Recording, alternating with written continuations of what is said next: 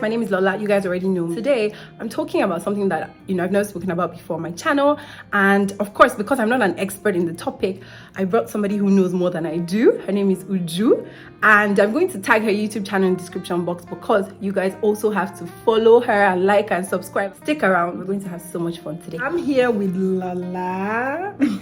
Fun facts, guys. I actually reached out to Lola. I've been following her for a minute on Instagram with investments. Yeah. And I wrote her and she was so sweet. Exactly the energy you see on Instagram, that is what you see right here. Like we're meeting for the first time, but it doesn't seem like that. So we're here to talk about the things you must do to empower yourself before getting married. Okay? To an African man or a Nigerian man or any man at all. Any man. Yes, exactly. So number one is go to school or learn a craft, right? Or develop a skill, right? Okay, for me, I went to school, I finished my first degree, I got a job. I felt that wasn't enough.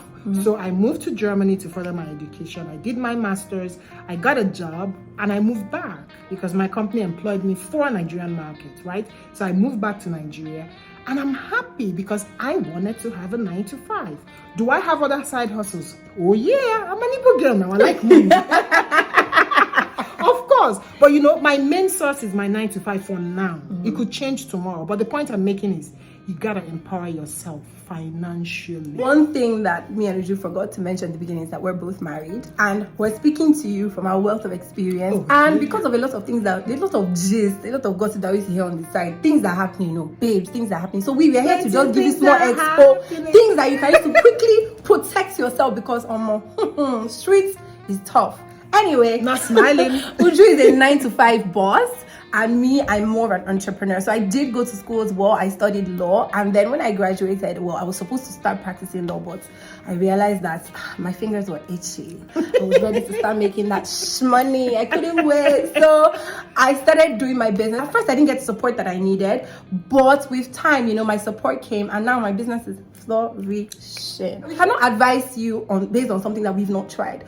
Advice to you before you ever lock anything with any man. Maybe it worked before, maybe it could work for you, but the truth is it's much easier for you if you have some sort of skill. Your own money. Remember, money is not male. Oh yeah, I love that. Oh, that's good. Oh, do you know, I think I need to get a t-shirt. Money is not male. It's not male. Money has no gender. Oh yeah.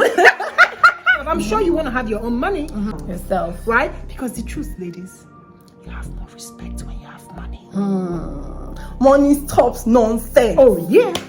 Recently there was this post on Humans of New York on Instagram, and he was talking about a particular lady. Her name is Venus Griffin. This woman, she got married, but she wasn't working. She was married she had 7 kids. She was married for a long time. She was doing nothing. In the middle of her marriage, her husband went to prison. But guess what? Even as because he went to prison and she had nothing, she had no work experience, she had nothing, she had no skill, she was forced to learn a skill late in life, but she still did it, and now she's a real estate mogul. My point is, you're going to need the skill at some point, so why don't you just have it now when it's easier, before the 10 kids come, before the 7 kids come? And also for women that are already married for 15-20 years and you've never worked and you're like, oh, my time is up, why bother? This is also for you. The example she exactly. Just it's not too late for you to start. For the young ladies, start now because you're young. For women that are already in their marriage and they've never worked before, start now, you could. And for those that their husbands don't want them to go get 9-to-5, you could start a business in the comfort of your home. So many skills out there. There are some skills you feel you have that are weird and you're like, how do I even promote this? Now is the time, because this is a woke generation. Everything sells. Yep. So do whatever it is you're most comfortable with. Exactly. And guess what? Even if you start something and you change tomorrow because people grow, you could also change. I know people that started their YouTubes, for instance, talking about God. That's not to say God is not good, don't get me wrong. And now they've moved to vlogging or lifestyle or makeup or fashion because they feel more connected with those topics than the other ones. So it's okay. And don't go to school and say, okay, because medicine is the in thing, let me go study medicine. The truth is you might come out with good grades, but you might be frustrated and you won't even enjoy your job. So you know what? Do that course that you really like as a person and see how you can even turn that into a business yourself, being an entrepreneur or working in an institution. For me, I started my business before I got married. You know, I met my husband, he was my boyfriend at the time, and he started my business. And one of the things that helped me was that I started that business before we got married. Because as soon as we got married, Uju, I was just saying, less than 2 months. In fact, just coming back from my honeymoon, I was already pregnant, unplanned. So imagine that it was in the midst of, my having kids. I had to figure out, am I starting my business? Am I not? But I started it. So all I could do at the point was I could pause it for a bit, have my babies, and go back to it. Because what? It was already established. So our point is, if you, when you get that skill, or when you learn that craft, or go to school before getting married, try to establish something out of it. Something that is already established is harder for maybe your husband, your Nigerian husband, your African husband to say, baby, stay at home for the kids, pause it for the kids. He may say it, but the truth is that it's easier for you to go back to something that you've already started than now, okay, you took some years off. This saliva. It's passion. You took some years off and they're now starting afresh. Just like what I'm saying. So our point is, put your skill, put your education into something, establish it into something. And if for any reason you're that kind of a woman that cannot juggle both, because we know that childbearing stage could be so hard for some women, they can't juggle both. Just if you have spare time, keep developing your skills. Learn things online. Just, do certificates, bank them. Yeah. They're going to be useful when you're ready. Because there's some women that will say, you know what, I'll give myself 10 years before I go back to labor market or start a business. Yeah. That's okay. But within that 10 years, if you're not trying to learn more, you're not going to be in touch with be redundant. Exactly. And I'm going to say 2 things just to buttress what Uju has said. So some of you are on ASU strike right now. Some of you students, please don't waste your time doing nothing. Please, if it's social media skills, if it's Google courses, if it's Udemy, if it's Coursera, learn something. Either you're learning something or starting a business, doing something. Don't allow this ASU strike to determine the trajectory of your future. If it's going to determine the trajectory of your future, let it do it in a good way. Let it be that when ASU was on strike, Uju or Lola learned so much to empower herself so that she can work as soon as she's out of school. Point number 3, know thyself. Let me do like my mother. What did I say? Know thyself. Guys, I want you to listen because Uju is the expert in this area. I need to, I'm listening. Guys, I'm learning. You're moving to I'm taking notes, girl. Guys, this is so important. Like, I cannot overemphasize it, right? I even did a video about self-love, so maybe I'm going to link it here so that you could understand really what it means. You see, when I say know thyself or self-awareness or self-love, what it means is, 1, know your weaknesses and your strengths. You must know. You're not supposed to assume or think or go with, okay, people say that. What do you like? Because I had that issue myself when I was growing up. I was always trying to tell people or be who I think people wanted me to be. So if people said, okay, what a good girl is somebody that dresses this way, that's how I'm going to dress. Because I wanted people to feel that, I'm in the pool of the good girls now. Where did he get me? People didn't even accept me as one. Depending on the people that I was mingling with at that time. Okay, Uju, women don't talk this way. You're not supposed to be very assertive because if you've noticed, I'm very assertive. When I'm talking, I'm looking into your eyes and telling you got me. Oh yeah. So I'm really Uju, don't talk like that. Your speech, the way you execute your words, the way you come off, your tone of voice, as if I'm the one that created myself. I should now go to a hospital and so I should be sounding. God did not create me like that. And there's nothing wrong with people that sound like that, but that is how they were created. You know what I mean? So people will say, you're very assertive, you're very passionate. You talk with your hands and everything. You express yourself a lot. That is scary for men. You're not supposed to be talking all the time. Even some people said to me, when you meet a guy for the first time, don't act intelligent. Jesus. Because it's gonna scare him. Jesus. And really, I was actually going in between being like that so that men, the so-called men, will accept me or society, or being me. Because I couldn't be like that. And because I'm a very strong person naturally, I was always arguing and having these discussions with myself. And people will meet me and think I'm difficult because in every situation, I'm always battling with what should I do or what shouldn't I do? Because I didn't know myself and because I didn't accept myself, which is number 2. When you've known yourself, you must love and accept yourself. It's like you must. Okay, you have these weaknesses. That is who I am. You have this strength. Oh yeah, that is who I am. You must accept yourself. And when I say accept, I'm not saying you shouldn't change. They are 2 different things. Knowing that this is who you are, loving yourself regardless of who you are that are not good, like your bad sides, and then learning on how to change those weaknesses.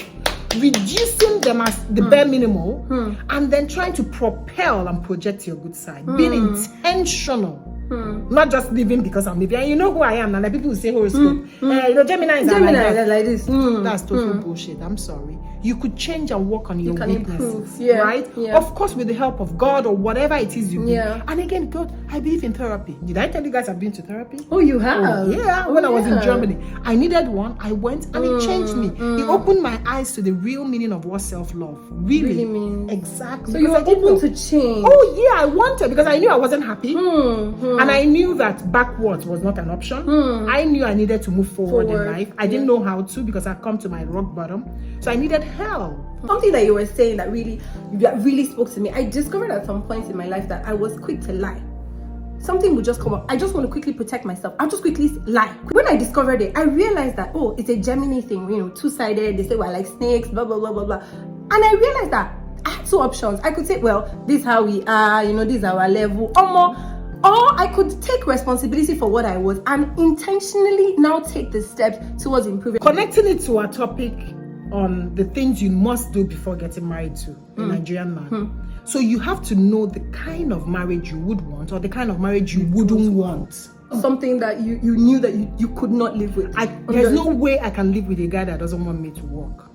It's impossible. That is this impossible. One is issue. This one causes a lot of problems. Oh, yeah. People don't talk about it. Then you get married and your husband says, we want you to sit at home. But guess what? The problem is that most of them don't even know that they don't want to sit at home. And that's why I'm having this conversation. That's why this third point is so important. Maybe we should have even made it number 1 point because it's so important. You need to be sure you don't mind sitting at home. But that. Yes. But the irony there is you might think you don't mind, and after 5 years you realize you mind because people change and grow. So don't box yourself up by saying, I don't mind, I want a rich guy that I'll just stay eating his money. He's a human being. One day he will get irritated. Because some of these girls that eat the so-called money, honestly, they are smart. If you see the job they are doing behind the camera, you will know that they are actually the brain behind the wealth. So some of these girls don't know. Yes, they might not have 9 to 5, but they are the one bringing structure to the man's business. They're super intelligent. They're the ones in charge of employing. I'm saying this with my chest. Yes, they put a lot of professional courses. They know how to. They're the HR of their husband's company. Exactly. So yes, they don't have 9 to 5. They can work from the comfort of their home. But you don't know what they're doing. Exactly. You don't know how they're contributing. Absolutely. And you're where you are saying, I don't want. You think it's all about looking pretty and wearing skimpy night dresses. No. You don't drag them now. You are dragging them. Drew is dragging you by the t-shirt. It's not about that, oh my dear. It's more than that. So, in essence, what I'm trying to say is evaluate yourself. Find out what you like and what you don't like. Point number 4, you need to actually date and get to know this guy. Some of the dating mistakes that we made was certain questions you must ask. They're hard questions. They may even cause the relationship to end, but at least you know what you're dealing with. You can check with Uju's channel, check on YouTube. Just go questions I should ask my man before marrying him. Because those hard questions is what we don't do. We're asking, have you eaten? Sugar, have you eaten? Do you know the color of the pants I'm wearing now? Those are good. But they are not the things that will form the foundation of the marriage that you're starting. Don't come and let anything surprise you. A lot of things surprise me. I mean, I love Aya. Aya is fantastic. I know he did a lot, the best for me. But the truth is, there are some things that shocked me. Even after dating him for 3 years, I dated this guy for 3 years. We lived in the same city. But something still shocked me after we got married. I'm like, wait, so you're like that? Wait, you would do that?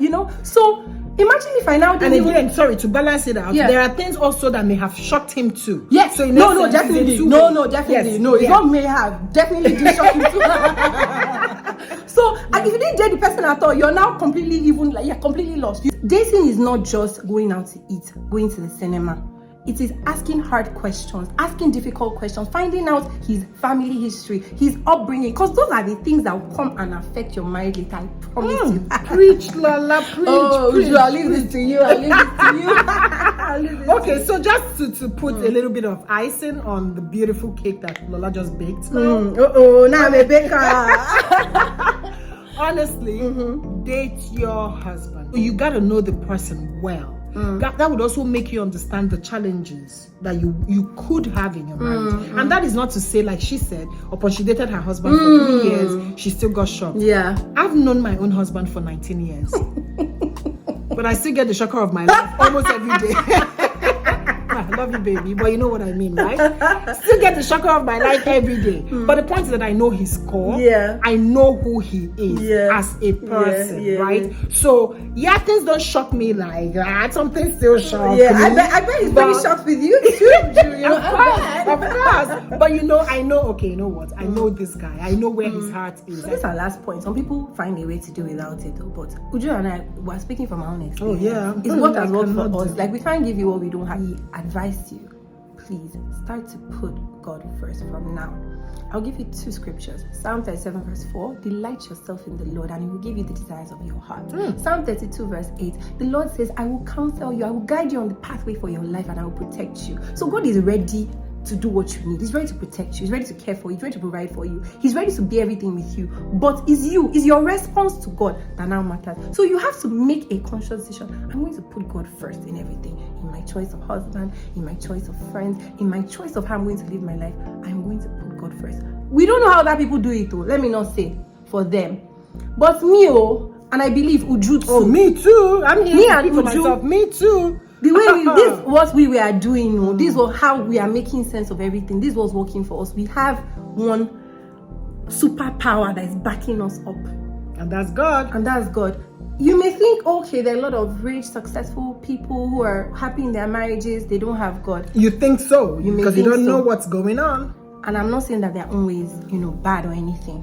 What I'm saying is God is a God that gives all-round, multifaceted prosperity, multifaceted blessings. So it's all round. Just like what I'm saying. So I'm looking for that all-roundness. I need that all-roundness. So that's why I'm interested. For me, I'm putting God first. Uju is putting God first. And we're advising you in everything that you can do. One thing Uju said earlier was that's the perfect foundation for a functional, for a happy home, for a happy marriage, is to put God first. And again, the contradiction we usually have when we put God first, or young people usually have is, that woman is always praying, but see her life. God never said it's going to be perfect. He never said that. He only says if you walk with him, he would walk with you. So meaning in your difficult times, he's there.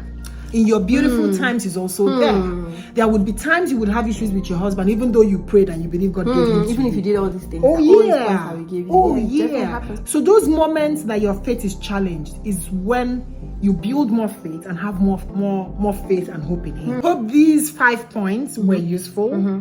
I hope you don't feel ambushed or judged. No. We love you, not right? yet. Yeah. So being able to get empowered before entering that marriage will give you, will I say easy landing? So thank you so much for watching. I hope you learned 1 or 2 things from this. Please follow Lola. Subscribe to Uju's channel. Yes, like, share, and comment. Till next time, guys. Hang in there for the very best is next.